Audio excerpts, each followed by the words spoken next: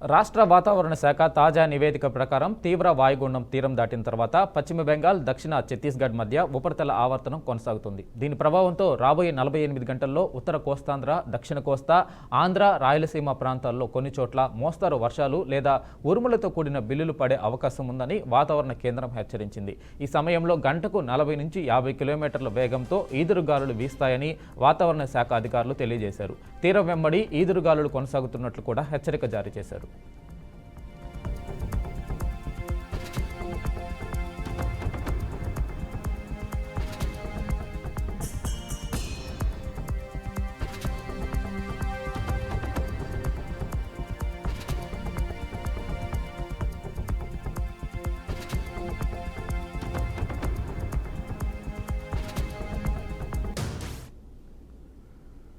పాకిస్తాన్ నిఘా సంస్థ ఐఎస్ఐ తరపున గూఢచారం చేస్తున్నారనే ఆరోపణలపై రాజస్థాన్లోని భరత్పూర్ జిల్లాకు చెందిన కాసిం అనే వ్యక్తిని ఢిల్లీ పోలీసుల ప్రత్యేక విభాగం అరెస్టు చేసింది. కాసింను రాజస్థాన్లోని మేవాట్లోని డిగ్ ప్రాంతంలో అదుపులోకి తీసుకున్నారు. ప్రస్తుతం అతడు పోలీసు రిమాండ్లో ఉన్నాడు.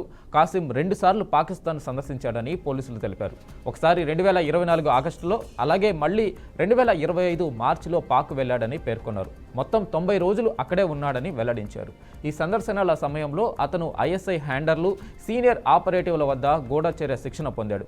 దర్యాప్తులో కాసిం భారత సిమ్ కార్డులను పాకిస్తాన్కు పంపుతున్నాడని, ఆ తర్వాత పాక్ ఇంటెలిజెన్స్ ఆపరేటివ్స్ భారతీయులను వాట్సాప్ ద్వారా సంప్రదించి సున్నితమైన సైనిక, ప్రభుత్వానికి సంబంధించిన సమాచారాన్ని సేకరించేవారని తేలింది.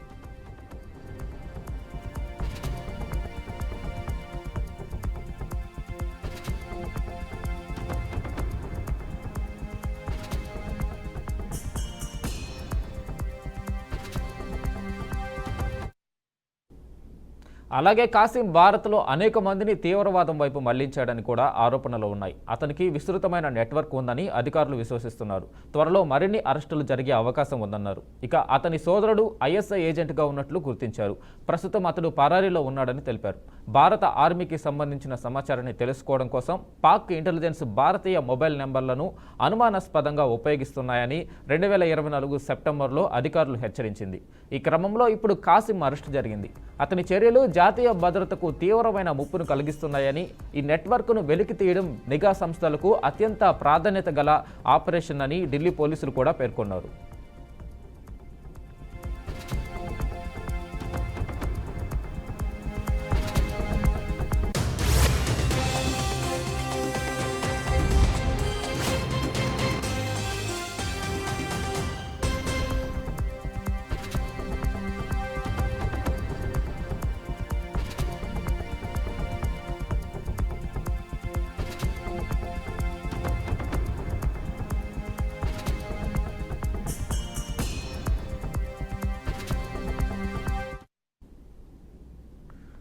స్విట్జర్లాండ్లోని లోట్స్ సెంటర్ లోయ ప్రాంతంలో బ్లాటెన్ గ్రామంపై మంచుకొండలు కూలాయి. దీంతో ఆల్ప్స్ పర్వత శిఖర సొనోల్లోని అందమైన స్విస్ గ్రామం రెప్పపాటుల్లో భూస్థాపితమైంది.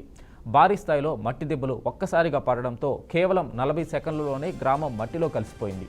బిర్క్ గ్లేసియర్లో కదలికలను స్థానిక యంత్రాంగం ముందే కనిపెట్టి గ్రామస్తులందరినీ ఖాళీ చేయించడంతో ప్రాణ నష్టం తప్పినట్టయింది.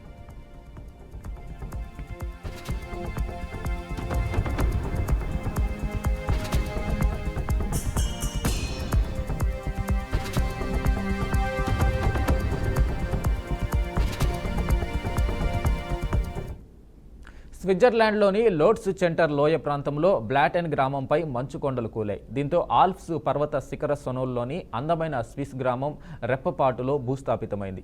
భారీ స్థాయిలో మట్టి దెబ్బలు ఒక్కసారిగా పడడంతో కేవలం 40 సెకండ్లలోనే గ్రామం మట్టిలో కలిసిపోయింది. బిర్క్ గ్లేసియర్లో కదలికలను స్థానిక యంత్రాంగం ముందే కనిపెట్టి గ్రామస్తులందరినీ ఖాళీ చేయించడంతో ప్రాణ నష్టం తప్పినట్లయింది.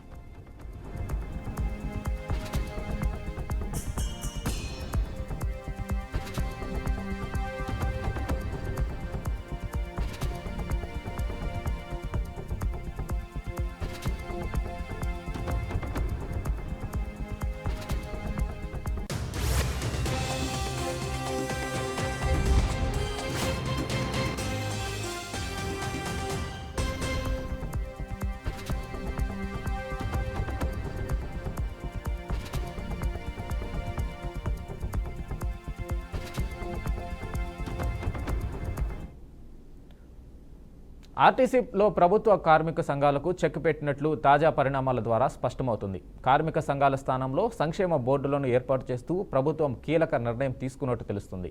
అన్ని రీజియన్లు, జిల్లాలు, డిపోల వారీగా వెల్ఫేర్ బోర్డులను ఏర్పాటు చేసి వాటిలో సభ్యులను నియమించారు. ఈ సభ్యులందరికీ మే 27న రాష్ట్ర స్థాయి సమావేశం నిర్వహించి కార్యాచరణకు దిశానిర్దేశం చేశారు. ఈ సమావేశంలో యాజమాన్యం సిబ్బందికి వెల్ఫేర్ బోర్డు సభ్యులు అనుసంధానకర్తలుగా వ్యవహరించాలని ఆర్టీసీ ఎండీ వీసీ సజ్జనార్ సూచించారు.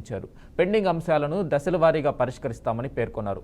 కాంగ్రెస్ ప్రభుత్వం కార్మిక సంఘాలను నిర్దాక్షిణ్యంగా పక్కన పెట్టే ప్రయత్నం చేస్తుందని ట్రేడ్ యూనియన్ నాయకులు మండిపడుతున్నట్లు తెలిపారు. కార్మికుల హక్కులను హరిస్తూ సంఘాల ప్రభావాన్ని తగ్గించేందుకు ప్రభుత్వ యత్నాలు జరుగుతున్నాయని వారు ఆరోపిస్తున్నారు. తక్షణమే ఎంప్లాయీస్ వెల్ఫేర్ బోర్డులను రద్దు చేయాలని డిమాండ్ చేశారు.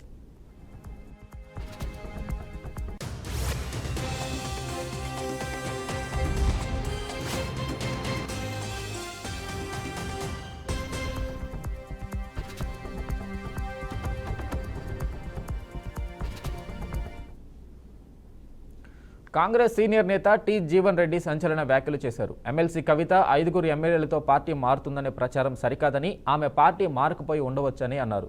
కవితకు, కేటీఆర్కు అంతర్గతంగా భిన్నాభిప్రాయాలు ఉండవచ్చని, అంత మాత్రాన ఎమ్మెల్యేలతో పార్టీ మారలేదని, ఎమ్మెల్యేలు అంగట్లో సరుకు కాదని అన్నారు.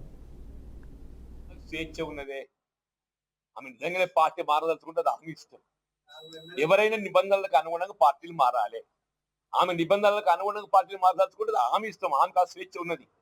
కానీ పార్టీ మారుతుందని చెప్పి నేను అనుకుంటాను, లేని మాట అబద్ధం మాట. అరే ఆమెనే మాత్రం అనుకుంటే ఏంటి, ఎమ్మెల్యే అంటే ఇట్లా అంగట్ల సరగ అనుకుంటున్నా ఏంది ఎమ్మెల్యే రావడానికి? కవిత గారు ఏదైతే ఉందో, but for KCR she emergency leader, but for KCR she emergency leader. KTR గారు కానీ, కేసీఆర్ గారు కానీ ఎవరైనా కానీ చెప్పండి, నేను వారిని అట్లా మనము భావించడం సరి అయిందని చెప్పి నేనే తట్టుకోని. వాళ్ళకి అంతర్గతంగా భిన్నాభిప్రాయాలు కలిగి ఉండొచ్చు, భిన్నాభిప్రాయాలు కలిగి ఉండడం సహజం రాజకీయంగా. వారి కూడా భిన్నాభిప్రాయాలు కలిగి ఉండొచ్చు, తప్పులేదు దాంట్లో. ఆమె భిన్నాభిప్రాయం వ్యక్తం చేసేది మాత్రాన్ని ఏదో పార్టీలు మాత్రం చెప్పని భావించడం కూడా సరి అయిందని చెప్పి నేనే తట్టుకోని అంటున్నాను. వాళ్ళ రైతు వ్యతిరేక విధానాన్ని తెలియజేస్తుందని చెప్పక తప్పదంటుంది. వాళ్ళ గత టిఆర్ఎస్ ప్రభుత్వం ఏదైతున్నదో ₹1,00,000 వరకు రుణమాఫీ చేయాలని చెప్పి భావించి, సరే 2 పర్యాయాలు, మొదటి పర్యాయం దశల వారీగా చేయడం జరిగింది. రెండో పర్యాయం ఏదైతుందో ఆ దశల వారీగా కూడా చేయలేక చేతులు ఎత్తేది. వాళ్ళ మొన్నటి ఎన్నికల ప్రణాళికలు ఏదైతుందో బీఆర్ఎస్ పార్టీ కూడా రుణమాఫీ ప్రక్రియను పూర్తిగా విస్మరించింది.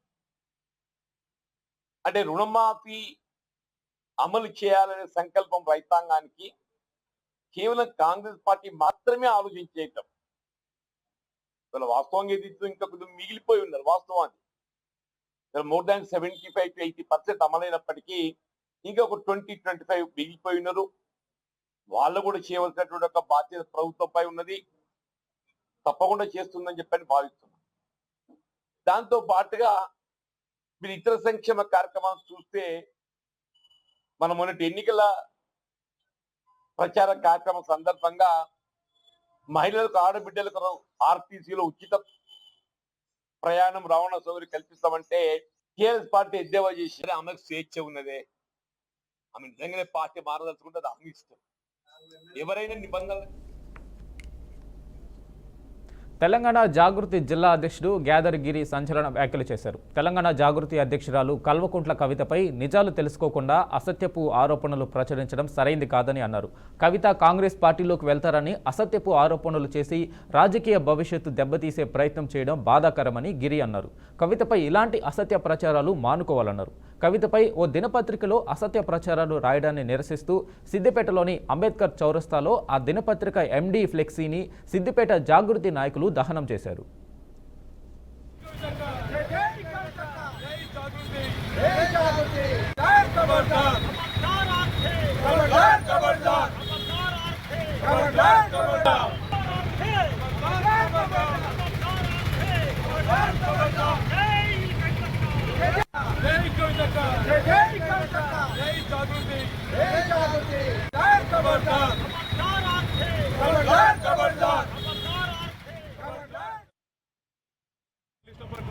గౌరవం, మర్యాదలు అపూర్వంగా ఉండే, బట్ ఇలాంటి మన ఆంధ్రజ్యోతి ఏబిఎన్ ఎడిటర్ ఎండి రాధాకృష్ణ గారు ఇలా అసత్యపు వాక్యాలు కవితక్క గురించి రాయడం చాలా బాధాకరం. అలా రాయడం అలా రాజకీయ నాయకురాలైన ఒక ఆడవిళ్ళపైన అలాగే రాసి మా గురించి చెడు ప్రచారాలు చేస్తున్నందుకు ఆయన మేము చాలా ఖండిస్తున్నాము.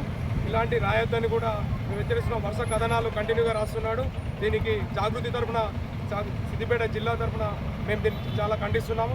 ఇదే విధంగా ఇంకా కంటిన్యూ అయితే జిల్లా లెవెల్లో వాసరోగాలు ధర్నాలు చేసి మేము ఊరుకునే తీవ్ర పరిణామాలకు దారి తీయాల్సి వస్తుంది. ఇంకా ఊరుకునేదే లేదు. అక్క తెలియకుండా అసత్య ప్రచారాలు చేస్తున్న ఆర్కేకు ఖబర్దార్ చెప్తున్నారు.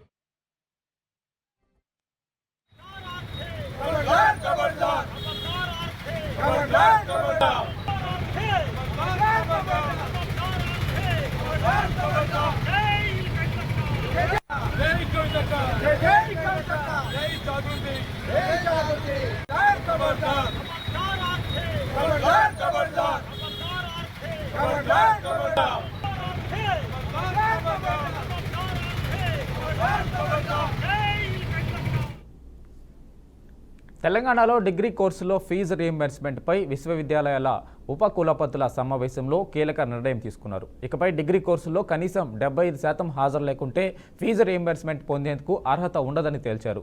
రాష్ట్ర ఉన్నత విద్యామండలి కార్యాలయంలో చైర్మన్ బాలకృష్ణారెడ్డి అధ్యక్షతన జరిగిన ఉపకులపతుల సమావేశంలో 7 సాంప్రదాయ యూనివర్సిటీల వీసీలు పాల్గొన్నారు. గతంలోనే ప్రభుత్వం జారీ చేసిన 75% హాజరుతోనే ఫీజు రీయింబర్స్మెంట్ లభించాలనే ఆదేశాలు ఉన్నప్పటికీ అవి సమర్థవంతంగా అమలవడం లేదని వీసీలు గుర్తించారు. ఈసారి తప్పకుండా హాజరును రీయింబర్స్మెంట్కు ముడిపెట్టి ఆ ఆదేశాలను అమలు చేయాలని నిర్ణయించారు. ఇది విద్యా నాణ్యతను పెంపొందించడంలో కొంతమేర ఉపయోగకరంగా ఉంటుందని వీసీలు అభిప్రాయపడ్డారు. అదే సమావేశంలో ప్రస్తుతం 3 ఏళ్ల డిగ్రీ కోర్సులకు ఉన్న 150 క్రెడిట్లను 142కు తగ్గించాలని నిర్ణయం తీసుకున్నట్లు వీసీలు వెల్లడించారు.